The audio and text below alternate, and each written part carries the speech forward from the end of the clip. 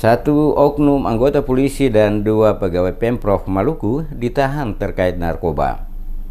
Anggota Subdit 2 Ditres Narkoba Polda Maluku berhasil mengamankan beberapa orang yang diduga terlibat dalam penggunaan narkotika di beberapa tempat berbeda dalam kota Ambon. Berdasarkan keterangan yang disampaikan langsung oleh T. Tabero, Direktorat Res Narkoba Polda Maluku, kronologis penangkapan pertama yakni anggota Subdit 2 Ditres Narkoba Polres Maluku berhasil mengamankan salah satu tersangka berinisial AW pada Senin kemarin pada salah satu penginapan di kota Ambon, di mana dari tangan tersangka polisi berhasil menyita 1 paket narkotika golongan 1 berupa sabu. Selanjutnya dilakukan pengembangan dari tersangka pertama dan polisi berhasil menangkap 3 tersangka lainnya. Mereka yang ditangkap masing-masing berinisial MP yang saat ini masih dinas aktif sebagai salah satu anggota kepolisian beralamat di Kayu 3 serta RS dan TM warga Poka. Ketiganya ditangkap bersama barang bukti jenis sabu-sabu, 2 paket plastik putih bening sedang berisi sabu,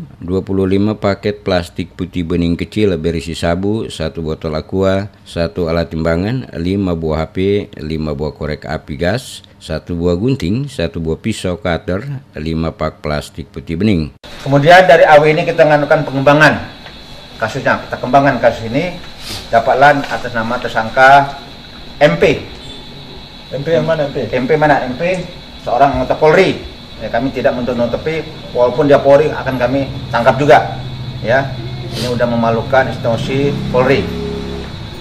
MP ini anggota Polri, alamatnya di Kayu Putih, Kota Ambon.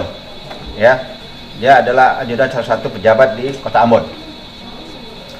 Kemudian RH, 32 tahun, untuk ASN. RH mana? RH, ini RH. Ini pegawai dari Pemda juga. Alamat di Jalan Dr. Kayadu, Kecamatan Musanewi, Ambon juga, Ambon. Kemudian kita tangkap juga TM, 32 tahun. Yang ASN juga. ASN juga. Nama. Saya angkat kepala. ASN. Nama. Alamat di Waihaong.